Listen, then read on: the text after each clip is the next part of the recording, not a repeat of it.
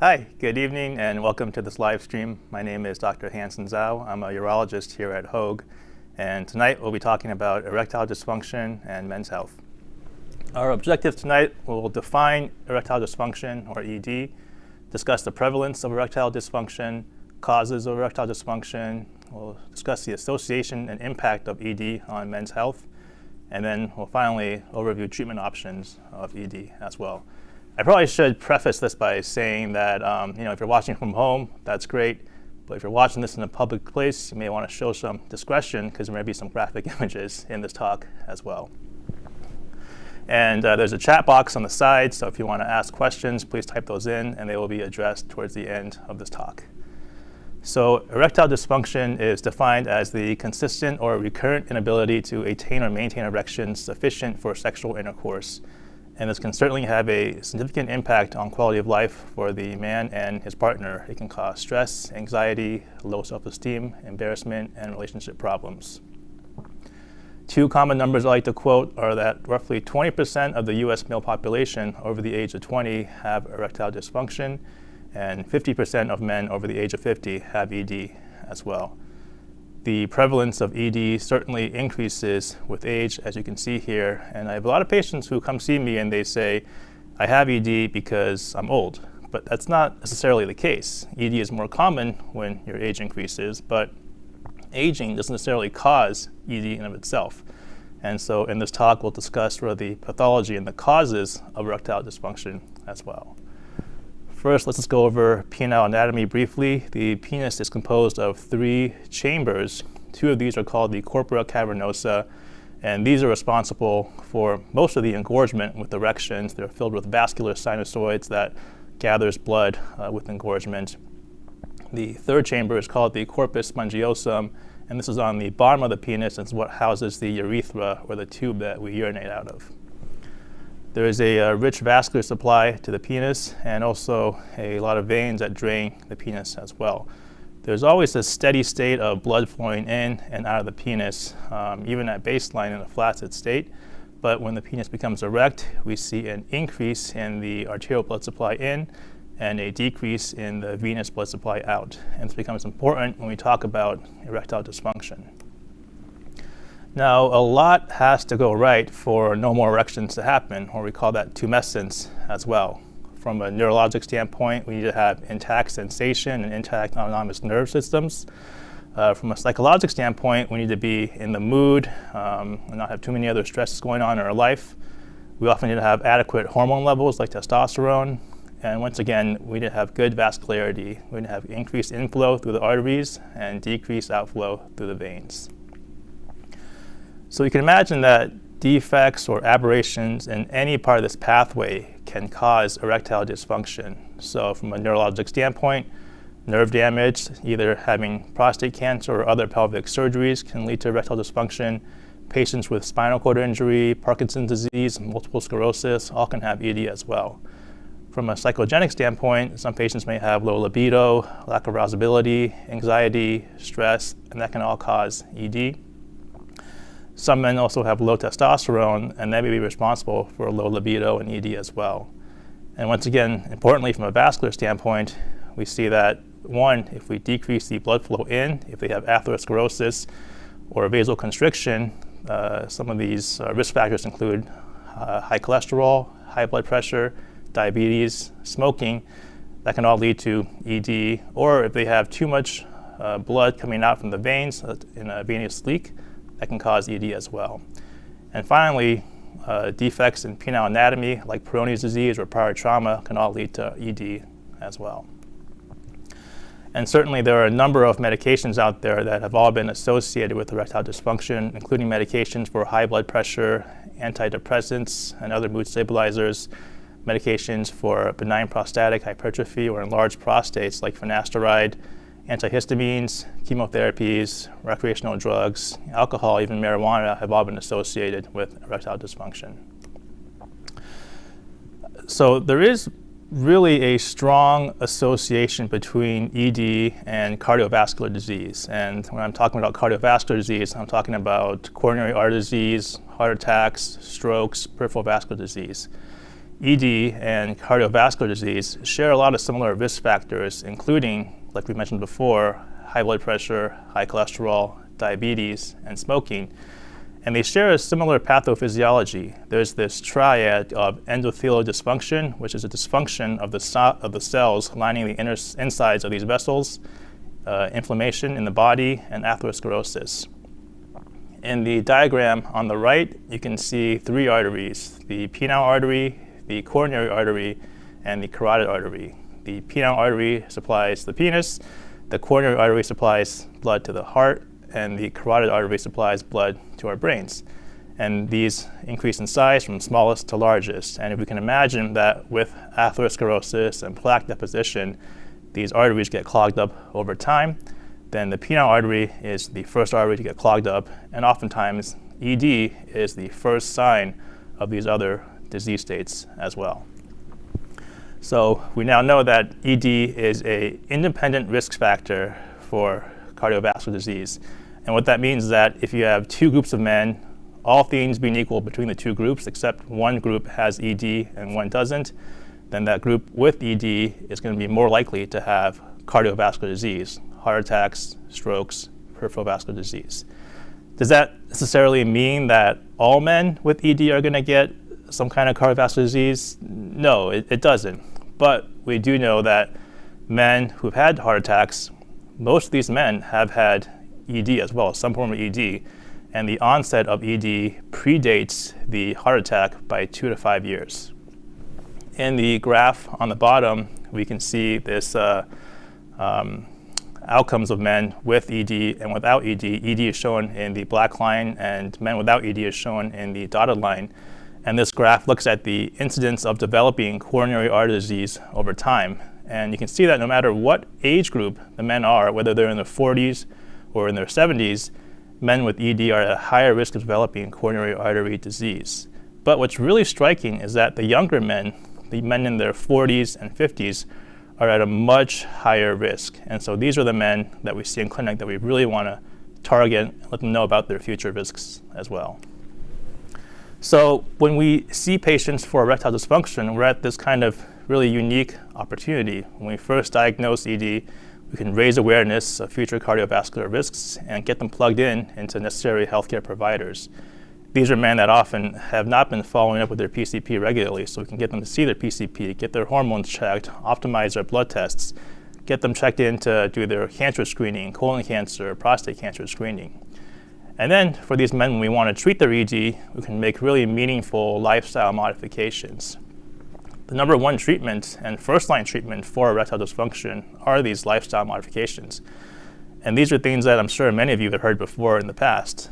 Increasing your physical activity to 30 minutes each day, losing 5 to 10% of your body weight, changing your diet quality, increasing consumption of fruits and vegetables, whole grains, limiting red meat and other processed foods, cutting down on your alcohol, and cutting down or stopping altogether smoking.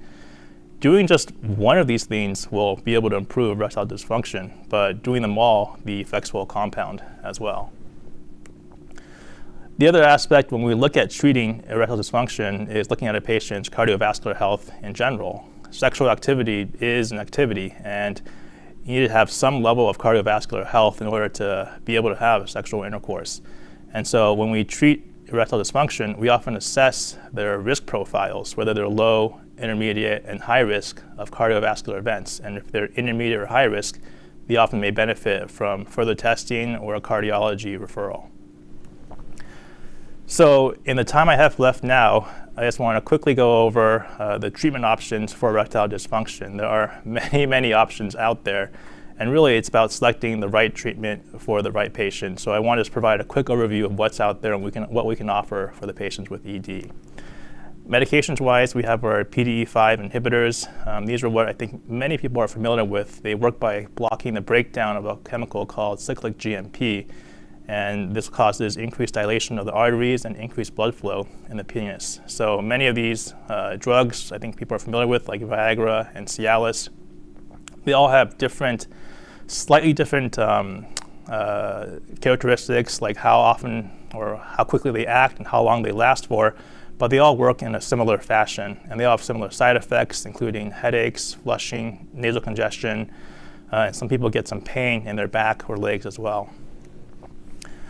There's a newer option called low-intensity shockwave therapy, and this is delivery of focused shockwaves into the penis. And what happens is these acoustic waves can cause the cells to slightly deform, and in turn, lab studies have shown that this will increase vasodilation, increase anti-inflammatory properties, increase angiogenesis, recruitment of progenitor cells, and tissue remodeling. This is done usually twice weekly for 3 weeks, so that's 6 sessions total. Multiple studies have now shown the benefits of low-intensity shockwave therapy. This is a summary of 11 different trials and about 800 patients total. You can see that each column represents a different trial, and the 3 to 4 bars in each column represent outcomes at baseline, 3 months, 6 months, and 1 year. So you can see that there really is a substantial increase and sustained increase in erectile function following shockwave therapy. The next treatment option is called a vacuum constriction device. This consists of 2 components. One is a pump that acts as a vacuum and increases blood flow to the penis. And the other component is a constriction ring. So one increases the blood entering the penis, and then the other part decreases blood flow from leaving the penis as well. Next is something called a intraurethral suppository. This is a compound you're actually able to put and deploy into the urethra, and then it slowly diffuses to the surrounding tissues. I have to admit, this is not as popular anymore. There are gel forms of this that's more comfortable, but I do see that men get some penile pain with this and irritation, and it's not always as effective as some of these other options.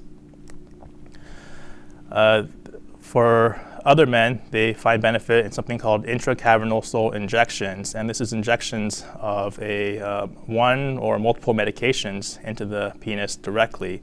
And I think of this or describe this often as delivering sort of a high-dose Viagra directly into the penis itself, and it's often 3 medications in a compound called Trimix. Now, obviously, you'd have to be comfortable doing this yourself, but for those who are, this can be a really effective option. And finally, it's the Penile Prosthesis. This is a implantable device that we can do. It does require a surgery to implant, but it's a mechanical device that stays internal for all men. And so all the components are on the inside, and it consists of 3 components. There's cylinders that are in the corpora cavernosa, there's a pump in the scrotum, and then a reservoir that's placed in the abdomen.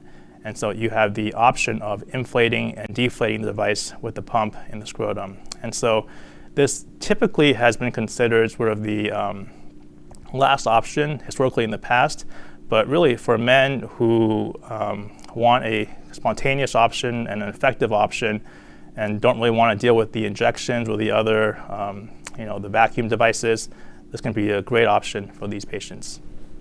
So that about wraps up my talk. In conclusion, ED can have a significant impact on quality of life. There is a very strong association with ED and cardiovascular disease, and there are many treatment options for ED that can be personalized to each individual. So treatment also needs to focus on overall health and address these underlying conditions. So I'll open up for questions now. Thank you.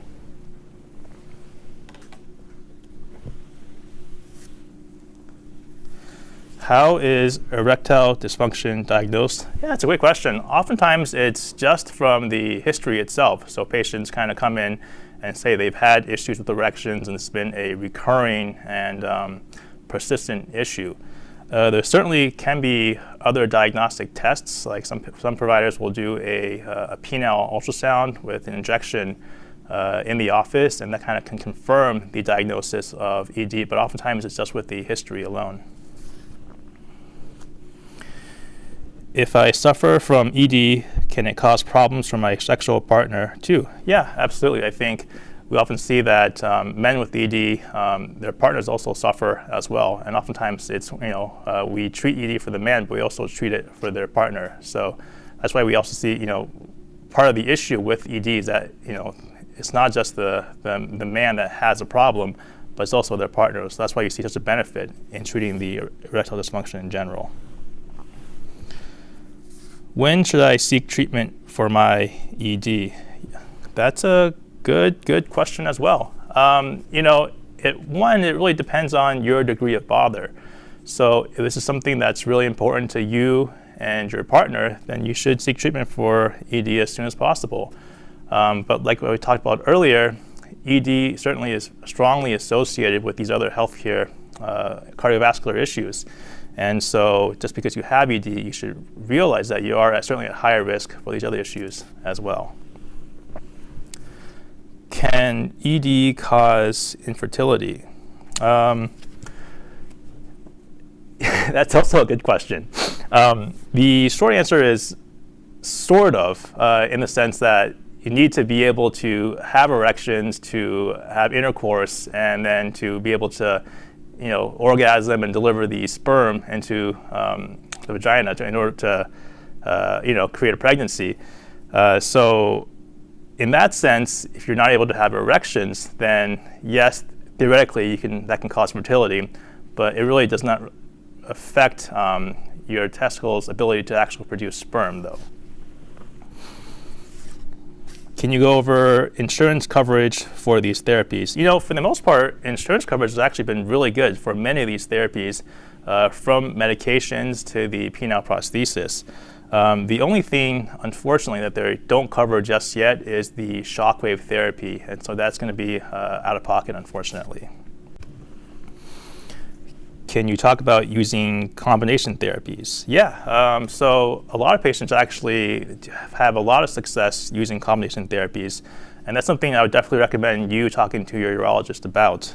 So for example, some patients will use the pills like Viagra or Cialis in conjunction with the constriction band from the vacuum device. So it helps them get engorgement in the penis and helps keeps that blood in place as well. So patients often find a lot of success with combination therapies. All right, I think that's all the questions we have. So thank you guys so much for tuning in, and I'll conclude this talk.